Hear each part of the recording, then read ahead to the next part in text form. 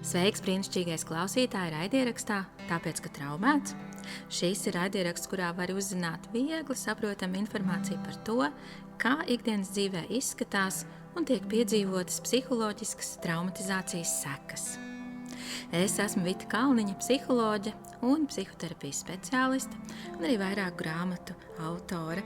Es ceru, ka šī informācija mazinās kauna un vainas sajūtas par dažādiem simptomiem un sniegs kaut nelielu atvieglojumu tiem, kas savā dzīvē piedzīvojuši dažādas psiholoģiskas traumas. Atpazīt un saprast ir viena no pirmajiem soļiem dziedināšanās ceļā. Tad nu ņēmu tevi pie rokas un speram šos soļus kopā. Sveiks, brīnišķīgais klausītāj! Es vēlu tev laimīgu jauno gadu!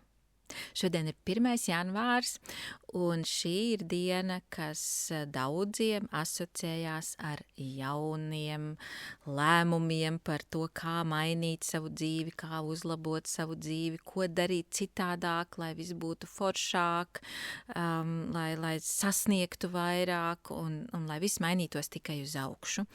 Es pieņemu, ka arī tu esi viens no tiem cilvēkiem, kas tomēr vismaz padomā par to, ko tad es vēlos savu jaunajā gadā un kam būtu jāmainās. Jo tas datums, tas 1. janvārs ir tāds labs punkts, no kura veikt kaut kādu jaunu atskaiti, un bieži vien tā asociācija tomēr ir tādu jaunu baltu lapu, kuru tu pats vēl vari sākt pierakstīt tādu, kā tev pašam patiktos, tādā rokrakstā un ar tādu pildspalvu vai zīmuli vai flomasteru, ko tu izvēlies.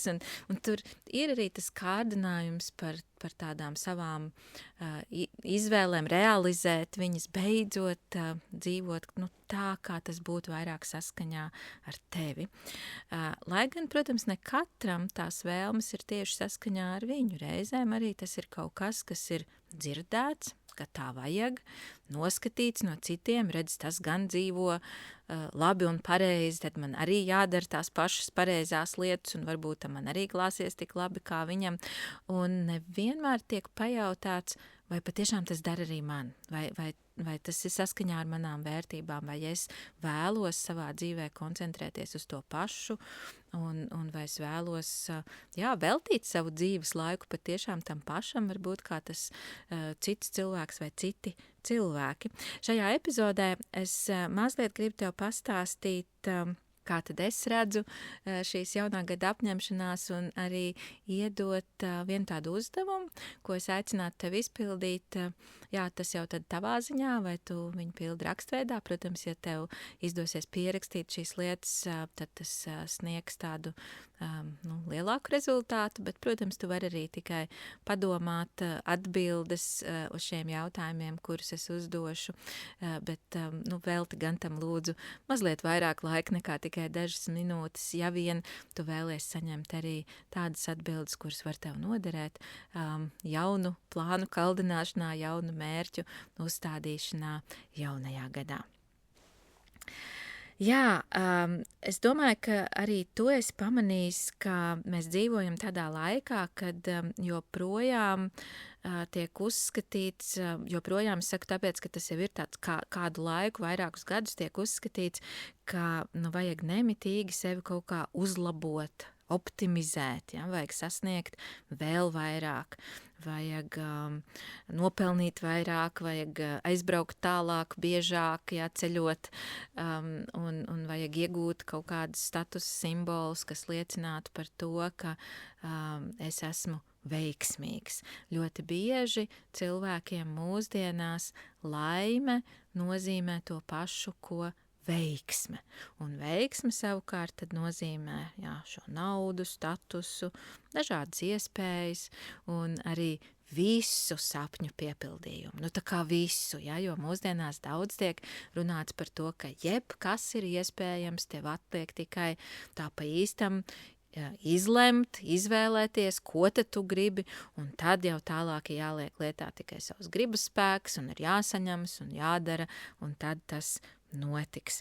Savā ziņā, protams, tur ir arī kaut kāda daļa taisnības, jo es arī piekrītu, ka ir svarīgi padomāt tik pa laikam savā dzīvē par savas dzīves mērķiem, ko es vēlos no šīs dzīves, kā es vēlos savu dzīves laiku pavadīt un tiešām veltīt regulāri laiku tam, lai dzīve nenotiek tādā autopilotā, kur es pēc tam pat neesmu pamanījis, kur viņa ir palikusi un ka viņa varbūt ir pagājusi galīgi ne tā, kā es to izvēlētos. Un tomēr es uzskatu, ka mēs pārāk bieži noniecinam dzīvi, kas ir, es lietošu vārdu parasta. Mūsdienās vārds parasta dzīve vai parasts cilvēks, tas tiek tulkots gandrīz kā kaut kas tāds slikts, nevērtīgs, zemāks par kaut ko, par vidējo, zemāks, sliktāks par citiem. Viennozīmīgi parasts ir bieži vien vienādojuma zīme mūsu asociācijā ar nekāds. Ja? Tāds, kādam negribas būt. Ja? Katram mūsdienās gribas būt neparastam, īpašam un tiešām piepildīt visus mērķus, visus sapņus, jo ir taču tik daudz, kas iespējams. Un lai arī ir tik daudz iespējams, jautājums, vai pat tiešām viss tas, kas ir iespējams, ir arī jāpiedzīvo, vai pat tiešām ir jāpiedzīvo 3 dzīves vienā vai 5 dzīves vienā. Jā, šie tādi atvērti jautājumi, uz kuriem, protams, man nav viennozīmīgas atbildes, bet par ko es arī aicinātu tevi padomāt. Un šajā laikā, kad es teiktu tā, izdzīt sevi līdz nespēkam ir kļuvusi diezgan tāda norma daudziem cilvēkiem un stress un pārgurums tiek uzskatīt tiešām par kaut ko absolūti normālu, un tas pat tiek kaut kādā ziņā glorificēts, ja cilvēks, kurš ir pārstrādājies, pārgurs un hroniskā stresā, tā tad ar viņu viss ir kārtībā, jo pilnīgi noteikti viņš nav bijis slinks. Būt slinkam, tas gan ir negods un tā gan nedrīkst, tas šobrīd neskaitās, ja? Un ja vien tu neesi vakarā iekritis gultā galīgi pārgurs, tad droši vien, ka tu esi bijis slinks, ja kaut kas ar tevi nav bijis kārtībā. Man liekas, ka šis uzskats šobrīd diezgan daudz kur valda un tiek popularizēts. Un tad, kad cilvēks no šī pārmērīgā stresa, no lielās slodzes, no milzīgā spiediena par visu to, kas viņam ir jāsasniedz un kādam viņam ir jābūt un kas jāpiedzīvo, kad viņš sasniedz to brīdi, kad īsti vairs nevar izturēt un iespējams ir parādījušās arī kaut kādas veselības problēmas, tad, kas notiek, tad tam visam klāt mēs pievienojam lietas, kurām vajadzētu to visu normalizēt. Tad pārguruši mēs izlemjam, ka tagad es agri no rītiem vingrošu vai nodarbošos vēlu vakaros ar jogu vai, droši vien arī meditēšu un vēlams uzreiz jau pusstundu. Tad es vēl apmeklēšu kaut kādas īpašas relaksācijas treniņus un vēl kaut kādas īpašas nodarbības, kur man mācīs to, kā tikt galā ar stresu. Un tad obligāti droši vien ir jāizveido arī vēl rīta rutīna, kura sākas jau 5 no rīta. Un tad tur jādara visas tās pareizās lietas, ja, un, protams, visam tam klāt vēl ir vajadzīgs tā saucamais pareizais mindsets, jeb domāšana, ja, arī, kad viss ir tikai tavās rokās un vajag tikai saņemties, jo citādāk tu būsi slings. Jā, tātad ir cilvēks, kurš jau ir pārguris un kurš jau tā dara ļoti, ļoti daudz, liek tam visam vēl klāt šīs lietas, kurām it kā vajadzētu viņam palīdzēt, bieži vien, protams, viņš atdurās pie tā, ka īsti nekas nesanāk. Vai arī ļoti īsu laiku izdodās šādu rīta rutīnu saglabāt vai šo apņemšanos realizēt, tāpēc, ka elementāri viena lieta, protams, ir motivācija. Daudziem cilvēkiem liekas, ka tas, kas trūkst, ir motivācija. Es uzskatu, ka daudz biežāk cilvēkiem vienkārši trūkst spēka tam visam. Ja, mēs nevaram paspēt saražot tik daudz enerģijas, ja mēs tik maz atpūšamies, jeb reģenerējamies. Viena lieta, cik mēs tieši pavadam miegā stundas, un kas, protams, arī ir ļoti, ļoti svarīgi, un mūsdienās arī par to tiek runāts, ja cik miega kvalitāte ir nozīmīga, cilvēki cenšas izgulēt noteiktu stundu skaitu, bet es domāju, tas, kas vēl nav paredzēts cilvēkam, nav paredzēts būt nemitīgā aktivitātē no brīža, kad es pamostos, līdz brīdim, kad es vakarā pārgužas iekrīt gultā. Tur ir paredzēts arī šajās nomodas stundās piedzīvot posmus, kas palīdz atjaunoties, kas palīdz pārstrādāt visu to informāciju, ko mēs esam uztvēruši, kas palīdz arī, kaut vai ja mēs fiziski kaut ko darām, kas palīdz arī tiem muskuļiem arī atjaunoties pēc tā treniņa vai ko mēs tur esam piedzīvojuši, ka tam ir jāparedz kaut kāds laiks, un ar to, ka mēs, tur naktī iekrītam gultā, droši vien nepietiek, un atkal agri no rīta izstumjam sevi no gultas laukā. Un no vienas puses, es domāju, tas ir apbrīnojami, ka daudz cilvēku to dara, un dara varbūt arī ilgāku laiku un nenogurst tik tajā, viņi varbūt spēj sev ieskaidrot, ka nenogurst un spēj sev piespiest turpināt, reizēm pat tādā vardarbīgā veidā pret sevi. Es citreiz arī saviem klientiem saku, ka es skatos uz tevi, man pilnīgi liekas, ka tu sevi pātago uz priekšu kā tādu pārguris, kā tāds pārguris, zirgs, kurš, viņš īstenībā jau knapi var paspērt kādu soli, un tas ko dara tas, zirga īpašnieks, kuram vajag to nastu vilkt tālāk, viņš tikai uzšauja, un zirgs dodās atkal tālāk, līdzīgi, jo mēs arī pret sevi izturamies. Kā jau es minēju, es uzskatu, ka daudz no tām lietām ir labas. Ir ļoti labi vingrot, ir ļoti labi nodarboties droši vien arī ar jogu, meditēt vai, vēl visādas lietas, ko cilvēki dara. Vienīgi, dzīve mums nav līdzsvarā, ja nav līdzsvara starp to, cik es esmu aktivitātē un cik es esmu šajā atpūtas fāzē, un es arī iepriekš jau kādā epizodē stāstīju par simpātisko un parasimpātisko nervu sistēmu. Tātad aktivitātē mēs esam simpātiskajā nervu sistēmā, atpūtā mēs esam parasimpātiskajā. Ja nav līdzsvara, cik mēs esam vienā un otrā, tad tas ilgtermiņā, diemžēl, nedarbojas, un kaut kas tur iekšā tomēr mūsos salūst, un mēs vairs nespējam nesasniegt tos mērķus, pēc kuriem mēs tik ļoti ilgstam, vai arī pat, ja mēs viņus sasniedzam, mēs viņus nespējam izbaudīt, mēs nespējam priecāties par to, jo mēs esam vienkārši, pārguruši, salūzuši kaut kādā veidā.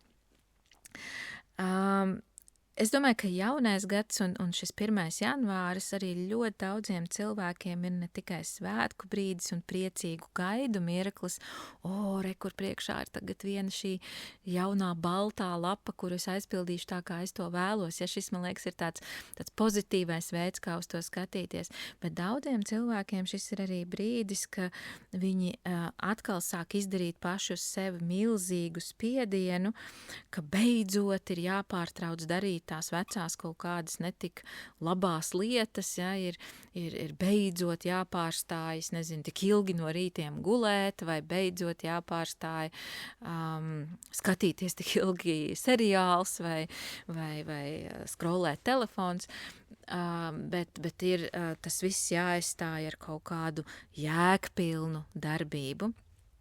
Un tas spiediens, ne tikai pirmkārt ir ļoti nepatīkams, kādēļ arī ir grūti atkārtoti palikt pie šīm atņemšanām, jo mums ir jāpiedzīvo pozitīvas emocijas tajā, ko mēs darām, lai mēs turpinātu to darīt.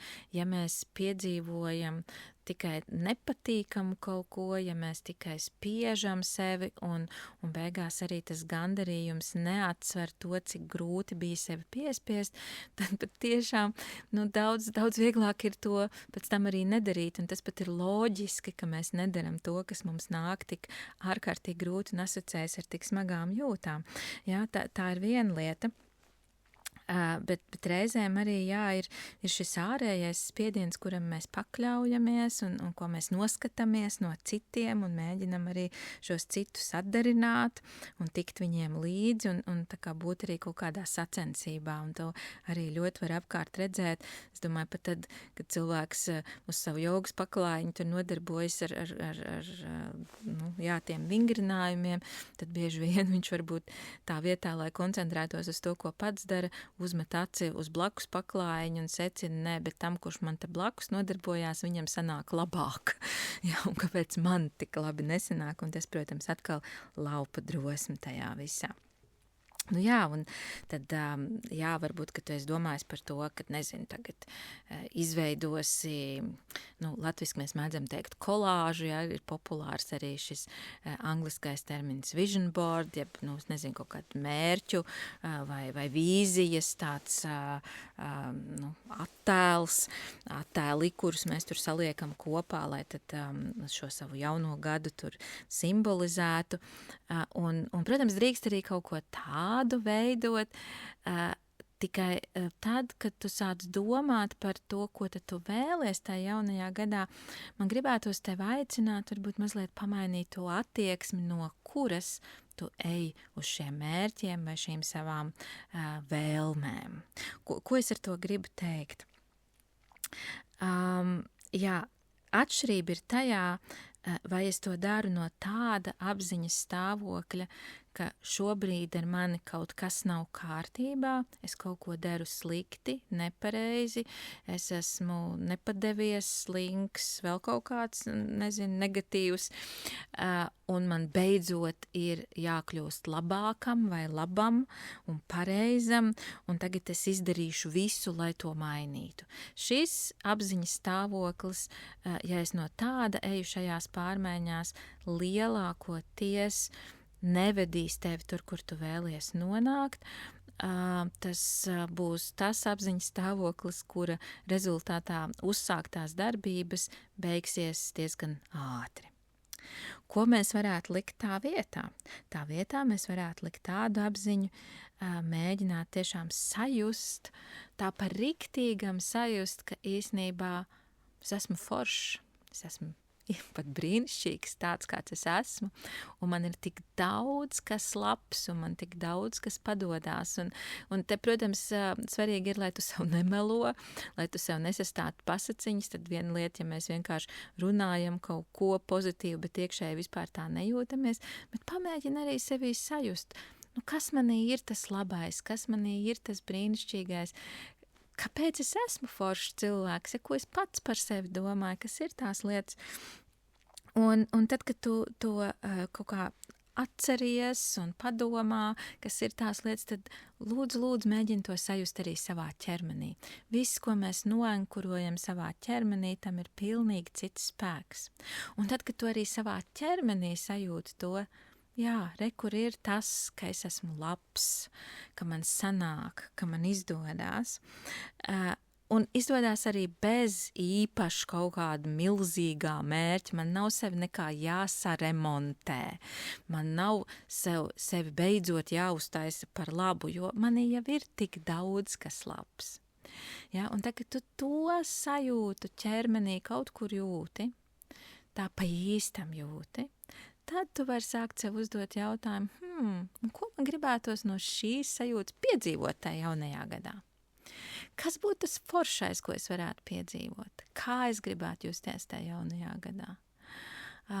Ko es varbūt negribētu vairs tur piedzīvot un kā es vairs negribētu justies, ja, no kā es gribu atteikties jaunajā gadā. Un ļauj tad sev, jā, no šīs sajūtas izejot pafantazēt un, ja vien iespējams, varbūt arī piefiksē, kas tur nāk, jo reizēm tās ir tiešām tādas īstas pērles un zelta graudi un dimanti, tikai citreiz arī viņi ļoti ātri atkal atnāk un aiziet un aizmirstās, un tad ir žēl, tāpēc, jā, mēģina arī piefiksēt. Un, jā, pēc tam kaut kad atkal atgriezties pie šiem pierakstiem, jo atceries lūdzu, ja tu šobrīd ej sevis uzlabošanā no tāda salīdzinoši zema pašvērtējuma, mēģinot kompensēt šo zemo pašvērtējumu ar kaut kādiem sasniegumiem. Ja? Tātad, ja es beidzot izdarīšu to, tad beidzot es būšu vērtīgs. Tas ilgtermiņā nekad nedarbosies. Nekad. Tas vienkārši nav iespējams, jo tad, ja tu sev varbūt izcelsi no šī zemā pašvērtējuma ar kādu darbību ārā, tad nākamajā brīdī, kad kaut ko tu neizdarīsi vairs no tā, ko tu esi apņēmies, tu atkal nokritīsi turpat savā negatīvajā zemajā pašvērtējumā un varbūt pat vēl daudz dziļāk nekā tu biji iepriekš, jo reizēm arī tad, ja mēs atkal un atkal nepildam savas apņemšanās, mēs par sevi ar katru nākamo reizi domājam arvien sliktāk un sliktāk, tāpēc es reizēm pat atrunāju savus klientus no šādām apņemšanām, kas var viņu pašvērtējumu tikai pazemināt. Un tagad arī solītais uzdevums. Jā, tikko bija kāds uzdevums, bet tas bija tāds tikai mazais ievadiņš, bet tagad tas īstais uzdevums, ko es aicinu tevi izpildīt, ja tev ir aktuāli tiešām padomāt par to, ko tad tu vēlies savā jaunajā gadā, savā dzīvē. Un šim uzdevumam ir 2 daļas. Pirmā daļa ir sekojoša. Es aicinu tevi iztēloties, ka tu piedzīvo atmiņas zudumu. Varbūt pieklauvējam pie koka, lai tas nenotiek pa īstam. Ar tevi pēc tam viss būs atkal kārtībā, bet tagad vienkārši tāda fantāzija. Tu esi zaudējis atmiņu, un tu neko neatceries par sevi. Tu neatceries, kas tu esi par cilvēku, tu neatceries, kas tev padodas, tu neatceries, ko tu dari, ar ko tu nodarbojies profesionāli, ko tu nodarbojies brīvā laikā, kā tu pavadīji savas brīvdienas, kas ir tavi draugi, ko tu ar viņiem labprāt dari kopā. Tu neatceries, ko tu slepenībā dari un kas tev ļoti patīk. Neko tu par sevi neatceries. Un tavs uzdevums ir savā iztēlē satikt dažādus cilvēkus, kas ir tavā dzīvē, un jautāt viņiem, lai viņi tev pastāsta par tevi. Kas tu esi? Kas tev patīk, ko tu vari, ko tu māki. Jā, varbūt arī kaut kādas lietas, kas nav tikai glaimojošas.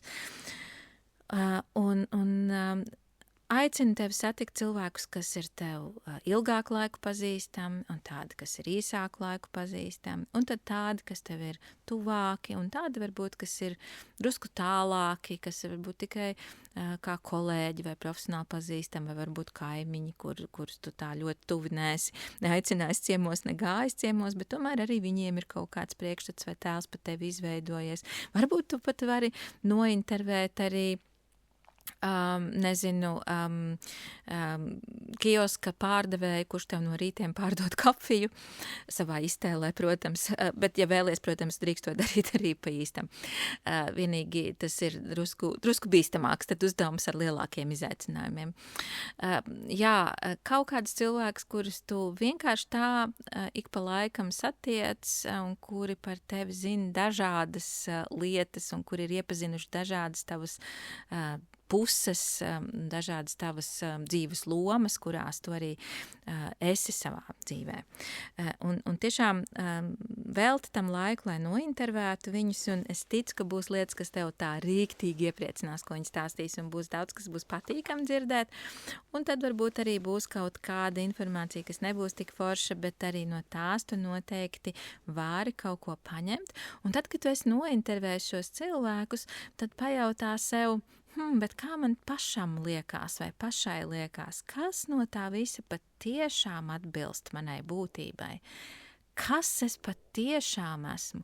Vai es esmu tas cilvēks, par ko runāja, mana māsa, vai es esmu tas cilvēks, par ko runāja mans partneris, vai varbūt tas cilvēks, par ko runā mans priekšnieks, vai es nezinu, vai sētnieks, kurus katru rītu satieku no rīta ejot ārā no mājas un dodoties uz darbu, ja? Kas es īstenībā esmu un kuras daļas es gribētu sevī saglabāt, kuras varbūt es gribētu vēl vairāk izkopt, kuras es gribētu sevī kaut kā varbūt mazināt, vai ar kurām es gribētu strādāt, lai tās kaut kādā virzienā tomēr drusku pamainītos. mēģini sev jautāt šos jautājumus, lai nonāktu pie tā, kas tu esi un kā tu pat tiešām vēlies mainīties, bet mainīties nevis, lai tas derētu tiem cilvēkiem, bet lai tas derētu tev pašam. Šī bija uzdevuma pirmā daļa. Velti lūdzu tiešām gana daudz laika, jo pavirši izpildīt šis uzdevums tev neiedos tik daudz informācijas, kā tad, ja tu būsi veltījis laiku. Un otra šī uzdevuma daļa ir sekojoša. Iztēlojies, ka ar tavu atmiņu pilnīgi viss ir super-duper kārtībā, bet visi apkārtējie, visi cilvēki, kurus tu savā dzīvē pazīsti, ir zaudējuši atmiņu šajā mirklī, uz brīdi. Pēc tam viss atkal būs kārtībā. Viņi ir zaudējuši atmiņu, un tu šobrīd vari veidot ar viņiem tādas attiecības, nevis kādas viņas ir bijušas līdz šim, jo viņi neko neatcerās. Viņi ir gatavi jebkam. Viņi ticēs jebkam, ko tu viņiem stāstīsi par jūsu attiecībām. Bet veido tādas, kādas tu ideālā gadījumā priekš sevis vēlētos ar viņiem veidot. Iespējams, ka būs cilvēki, ar kuriem tu gribēsi iet daudz vairāk attiecību dziļumā, kuriem tu gribēsi pēkšņi atklāt kaut kādas lietas, kuras līdz šim neesi sadūšojies. Iespējams, būs cilvēki, par kuriem tu padomāsi, bet ja viņš nemaz nezina, ka mums ir attiecība, varbūt es labāk nemaz neatgādināšu viņam, ka mums ir attiecības, un pasargāšu sevi no nepatīkamiem brīžiem, jo šīs nav nemaz foršas, patīkams tādas attiecības, kuras man kaut kā bagātinātu manā dzīvē. Skaties, uz kuriem attiecību aspektiem tu gribētu vairāk koncentrēties katrās no šīm attiecībām, no kā tu labāk atteiktos, ko tu varbūt labāk aizstātu. Tātad šajā situācijā, kad neviens cits neatcerās neko par jūsu attiecībām, tu veido attiecības tādas, kādas tu vēlies. Un tad, kad tu esi arī šo daļu priekš sevis izpildījis un vēlams kaut kur piefiksējis, tad mēģini padomāt, kā tad arī tu reālajā dzīvē varētu varbūt pielāgot šīs savas vēlmes attiecībās, kur tu varētu tiešām būt drosmīgāks, vai ejot dziļumā, vai arī pārtraucot kādas attiecības un distancējoties, ko tur varētu realitātei pamainīt. Šis uzdevums visticamāk parādīs tev, kas tev patiešām dzīvē ir svarīgi. Tieši tev, kur tu vairs nepielāgosies citu cilvēku gaidām no tevis, kur tu neizdabāsi vairs citiem, bet kur pēkšņi tu pats izgaismos to, kāds tu vēlies būt savā dzīvē un kādas attiecības tu vēlies piedzīvot ar citiem. Šis uzdevums izgaismos tavas dzīves vērtības. Un tad, kad tu ieraudzīsi savas dzīves vērtības, tad, balstoties uz šīm vērtībām, tu vari plānot savu jauno gadu. Un tu vari ielikt tajā visādas lietas, kuras varētu piepildīt un realizēt tavas izgaismotās vērtības tā, kā tu to gribi.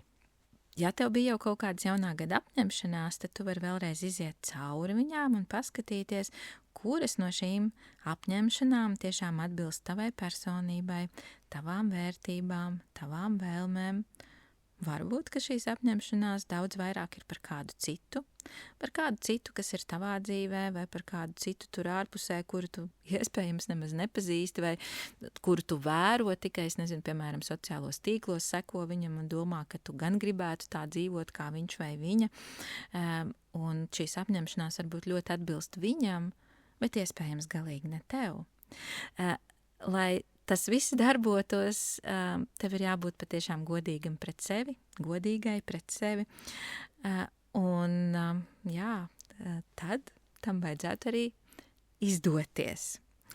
Vēl pēdējā lieta, ko man gribas vēlēt šajā uzdevumā, atceries teicienu mazāk ir vairāk. Es ticu, ka tu esi to dzirdējis, bet reizēm varbūt nepielietot to tik bieži savā dzīvē, kā tiešām būtu vērts, jo, ja mēs ķeram, grābjam daudz ko un cenšamies paspēt daudz ko, bieži vien tā piepildījuma sajūta ir daudz mazāka nekā tad. Varbūt mēs dienā esam paveikuši vienu lietu, bet patiešām no sirds un pilnībā uz viņu koncentrējušies, vai bijuši kopā ar vienu cilvēku un patiešām izbaudījuši šīs attiecības, nekā paspējuši satikt 10 dažādu cilvēku. Protams, ka katra dzīve ir unikāla un katra situācija ir absolūti unikāla, tāpēc skaties, kas tev dara, kā tu vari to ievietot savā dzīvē, un atceries, ka tev ir izvēles iespēja. Tev ir izvēles iespēja darīt jebkā, bet pats svarīgākais ir, lai tas ir saskaņā ar tevi pašu. To tad arī tev novēlu šodien, 1. janvārī, un arī visās citās 365, 364 pārējās šī gada dienās būt tev pašam. No sirds vēlu izdošanos un vēlreiz laimīgu jauno gadu. Mēs ar tevi tiksimies atkal pēc 2 nedēļām.